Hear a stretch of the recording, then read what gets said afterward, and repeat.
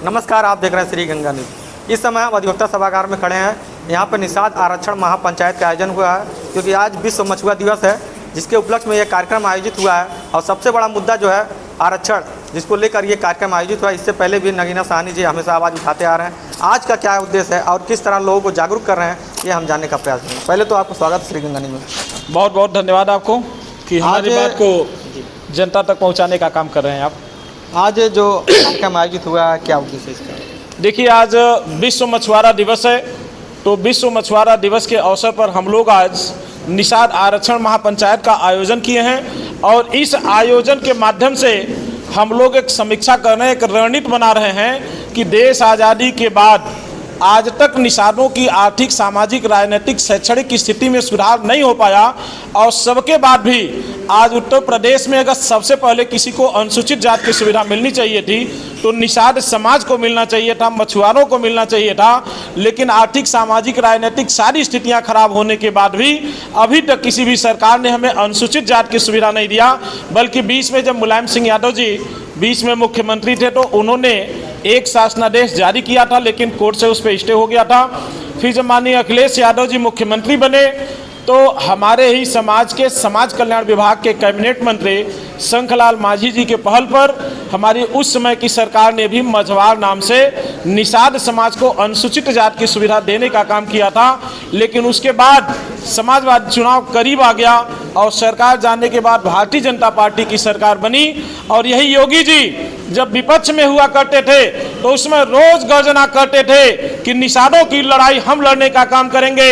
लेकिन जब से निषाद समाज के माध्यम से निषादों ने उन्हें वहां तक पहुंचाने का काम किया, मुख्यमंत्री बनाने का काम किया, तो आज लगता है कि योगी जी को शायद सांप सूंघ गया है। निषादों की सुधि नहीं ले रहे हैं। आज उत्तर प्रदेश में सबसे ज्यादा अगर किसी का उत्पीड़न हो रहा है तो निषाद समाज का उत्पीड़न हो रहा है। आज जो निषाद समाज के लोग इकट्ठा हैं, ये सभी लोग वरिष्ठ समाज सेवी और जनप्रतिनिधि लोग हैं। हम लोगों ने ठान लिया है कि अगर 2024 के अंदर निषाद समाज को अनुसूचित जाति की सुविधा नहीं मिला तो उत्तर प्रदेश का एक एक निषाद मिलकर के भारतीय जनता पार्टी को सत्ता से उखाड़ फेंकने का काम करेगा। आप कह रहे हैं कि निषाद कोई सुन रहा है, लेकिन संजय निषाद आज विश्व मछुआरा दिवस पे मत्स्य पालन में उत्तर प्रदेश नंबर 1 आया, सम्मानित होने के लिए अहमदाबाद गया सर्टिफिकेट लेने के लिए। देखिए, डॉक्टर संजय निषाद जी की जहां तक बात है, डॉक्टर संजय निषाद जी गए हैं वहां उपलब्धि हासिल करने। आज उत्तर प्रदेश की स्थिति यह है कि इसके पहले जब मछुआरों को उनको पट्टा मिलता था टालों का, तो उस समय हर साल किस्त वाइज किसान जो गरीब मछुआरे थे वो किस्त वाइज हर साल अपना किस्त जमा करते थे। लेकिन डॉक्टर संजय निषाद जब से कैबिनेट मंत्री हो गए मछुआरा समाज के विभाग के, तो इन्होंने एक शासनादेश जारी कर दिया है कि अगर आप कोई भी पट्टा ले रहे हैं तो पट्टा लेने के दिन आपको 25% जमा करना पड़ेगा। अब 15 दिन के अंदर जो 10 साल का आपको किस्त आता है उसको एक बार जो वार्षिक किस्त जमा होता था, डॉक्टर संजय निषाद जी ने उस किस्त को एक मुश्त कर दिया। 15 दिन के अंदर आपको 75% पैसा भी 10 साल का एक मुश्त जमा करना पड़ेगा। आप बताइए, निषाद समाज के लोग इतना कहां सक्षम हैं कि 10 साल का एक ही बार में वो पैसा जमा कर देंगे?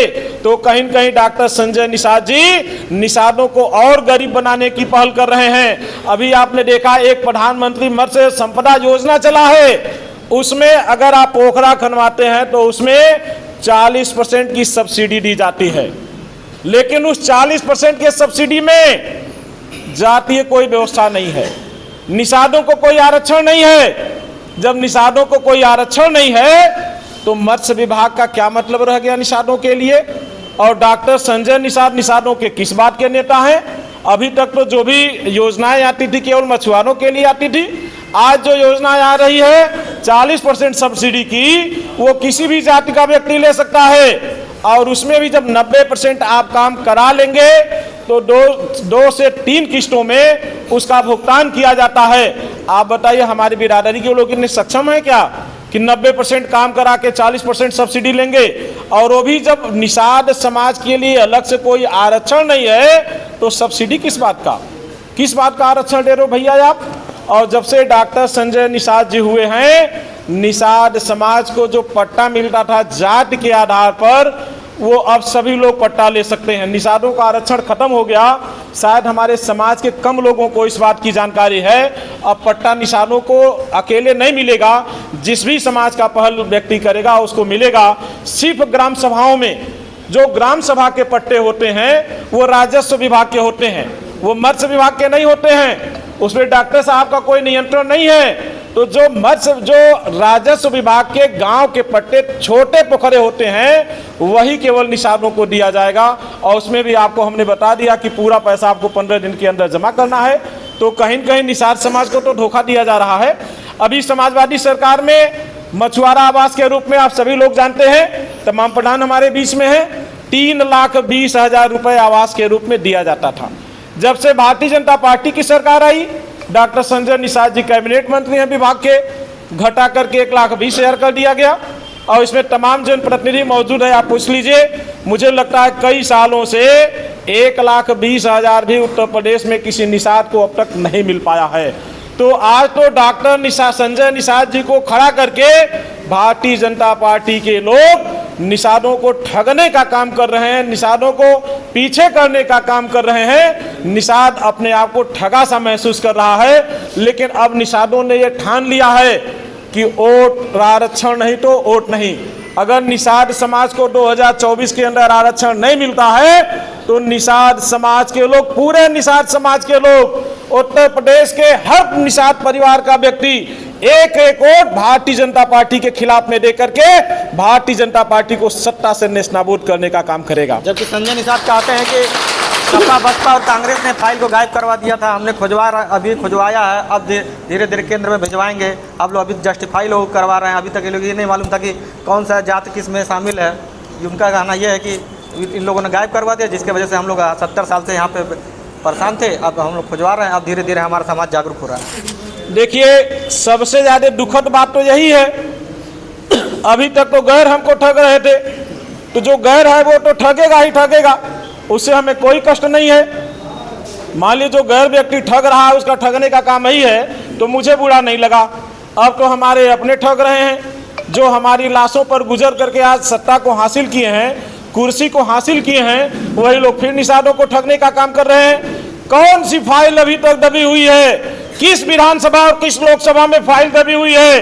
डॉक्टर संजय निषाद जी को जानकारी होनी चाहिए कि भारतीय जनता पार्टी के लोगों ने जब सामान्य वर्ग को 10% का आरक्षण दिया था तो किसी फाइल की जरूरत नहीं थी।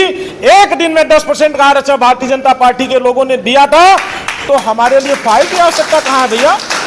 और अगर समाजवादी सरकार को गए हुए लगभग 7 साल हो गया, अगर समाजवादी पार्टी के सरकार को गए 7 साल हो गए, और इस 7 सालों में अगर भारतीय जनता पार्टी और डॉक्टर संजय निषाद को लगता है कि समाजवादी सरकार का भूत अभी भी उनके दिमाग के इर्द गिर्द घूम रहा है और वो फाइल दबी हुई है, तो डॉक्टर संजय निषाद जी को इलाज कराने की जरूरत है। हमारे बिरादरी में बहुत सोखा ओझा हैं, वो उनका इलाज करा देंगे और ये भूत उनको अपने दिमाग से उतार लेने की जरूरत है। अब निषाद समाज उनके द्वारा भी ठगे जाने वाला नहीं है, क्योंकि आज उत्तर प्रदेश के द्वारा जाकर के वो वहाँ जाकर के प्रमाण पत्र ले रहे हैं, बधाई ले रहे हैं। उत्तर प्रदेश के किसी भी निषाद समाज के व्यक्ति को पूछ लीजिए, अगर मत्स्य विभाग के माध्यम से किसी निषाद का भला हुआ हो, एक आदमी को कहीं रोजी रोटी मिली हो अलग से, कहीं निषाद समाज के लोगों को नौकरी मिली हो, तो आप बता दीजिए। डॉक्टर संजय निषाद साहब, भारतीय जनता पार्टी ने तो ठग लिया, आप भी ठगने का काम कर रहे हैं, लेकिन 2024 में निषाद समाज अब ठगाने वाला नहीं है। अगर निषाद समाज को आरक्षण नहीं मिलेगा तो निषाद समाज भारतीय जनता पार्टी और आपको सत्ता से बाहर करने का काम लग रहा है। क्यों आरक्षण किसने रोक कर रखा है? अगर सरकार है केंद्र और राज्य में, उसके बाद भी आरक्षण नहीं मिल पा रहा है, तो क्या लगता है? देखिए, डॉक्टर संजय निषाद जी का कई वीडियो आप लोगों ने देखा होगा, वायरल हुआ था। कुछ लोग पैर दबा रहे थे और कुछ उनको आरटी दिखा रहे थे। तो भारतीय जनता पार्टी के लोग तो पहले से ही छोटी जातियों को गुलाम बनाने की उनकी परंपरा रही है, प्रथा रही है। भारतीय जनता पार्टी के लोग पहले से इन जातियों को आगे नहीं बढ़ने देना चाहते थे। डॉक्टर संजय निषाद जी को भी ये है कि अगर निषादों को आरक्षण मिला तो निषाद समाज में भी IAS, IPS, PPS PCS, doctor, engineer, शिक्षक बनने लगेंगे और निषाद समाज उनको तब आरती नहीं दिखाएगा, निषाद समाज उनका पैर नहीं दबाएगा।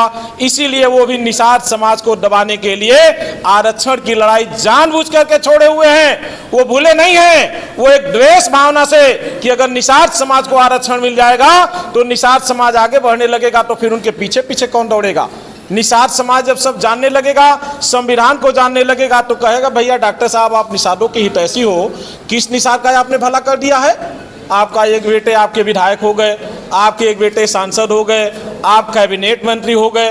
उत्तर प्रदेश में निषादों का एक तरफा वोट आप भारतीय जनता पार्टी को दिला रहे हो, लेकिन आज तक आपके द्वारा उत्तर प्रदेश में एक भी निषाद समाज का व्यक्ति भारतीय जनता पार्टी में कहीं सम्मानित नहीं हुआ है, कहीं कमीशन में मेंबर नहीं बनाया गया है, कहीं पार्षद नहीं बनाया गया है।